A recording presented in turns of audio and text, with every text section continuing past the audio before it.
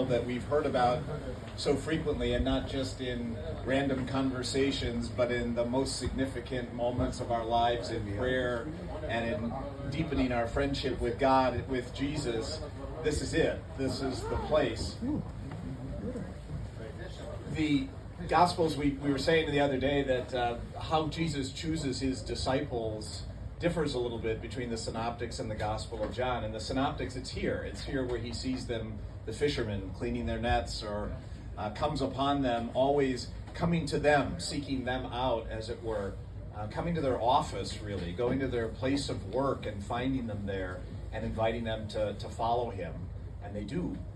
In John's Gospel, it's a little different. Those first disciples, anyway, are at his baptism. And after Jesus' baptism that next day, John looks at Jesus and says, "Behold, the Lamb of God."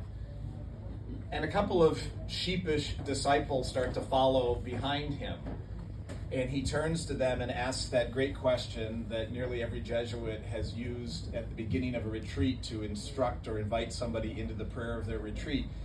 Ponder this. Picture yourself as one of those disciples following behind Jesus at the beginning of the Gospel of John, and he now turns to you, and as he says to those disciples, he says to you, "What are you looking for?"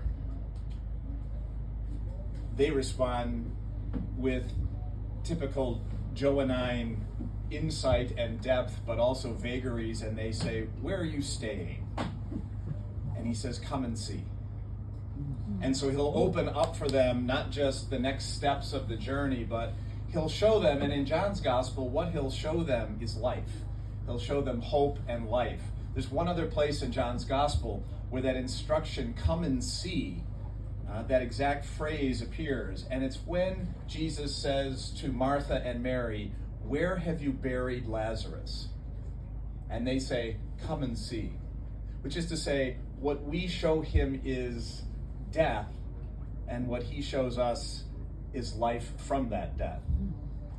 And so these disciples get called here and get into the imagination here, as Ignatius would have you do, which is to say, the motivations of those first disciples, what rattled around in their hearts when he invited them, when they saw him. What did they hear? What did he speak to in the deepest parts of who they were? It's the same stuff that's inside of you and me. Those deep desires for our lives, desire for meaning and purpose and direction, a deep down longing and intuition that there's something more to life than meets the eye, but we can't always put our finger on it or use the words that would best describe it.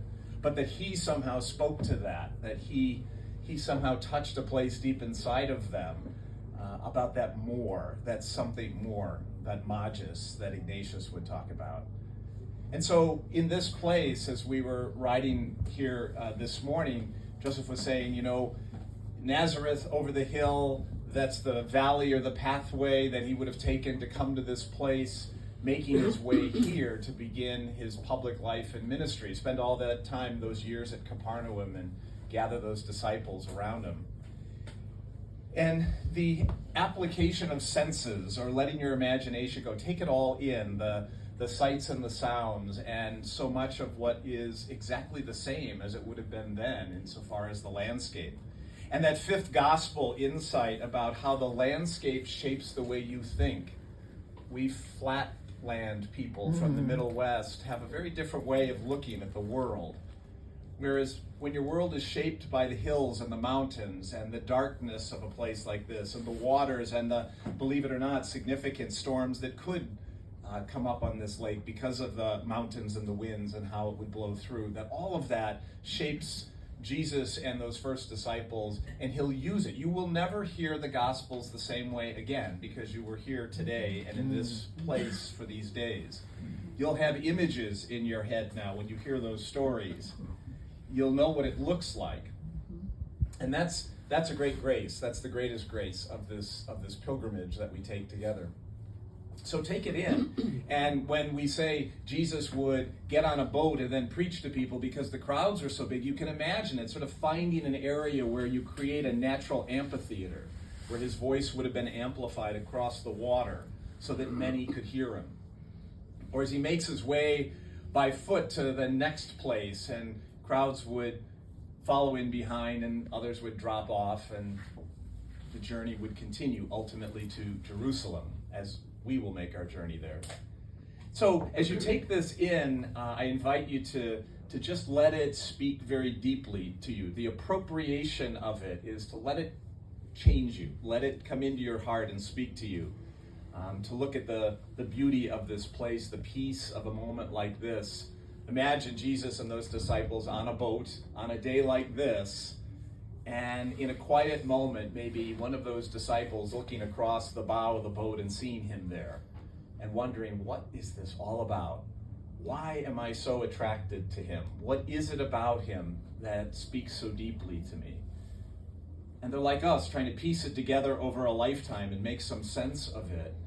And so often it doesn't, and yet I think the deepest prayer they always prayed, or the deepest truth and sensibility they always knew, was something like this: I don't understand it all, but I know I have to stay close to him.